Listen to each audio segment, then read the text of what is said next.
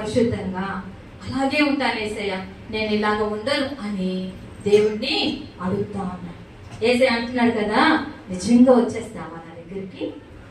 నిజంగా వచ్చేస్తావా? అవునేసయ్య, నిజంగానే వచ్చేస్తా.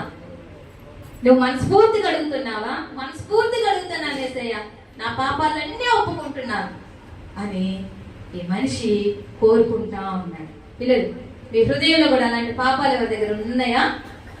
ఎవరి దగ్గర ఉన్నాయా? అబద్ధాలు ఆడారా ఇప్పుడు వరకు? ఎవరన్నా మోసం చేశారా? అమ్మ మాట వినకుండా ఉన్నారా? మరి ఎవరైతే అలా ఉన్నారో ఇప్పుడు అడుగుదామా? యేసయ్యని అడుగుదామా? అందరూ అడుగుదామా? అడగండి. యేసయ్య, నేను ఎన్నో పాపాలు చేశాను, నన్ను క్షమించేసయ్యా. నేను ఎన్నో తప్పులు చేశాను, నన్ను క్షమించేసయ్యా. ఎన్నో అబద్ధాలు ఆడాను, నన్ను క్షమించేసయ్యా.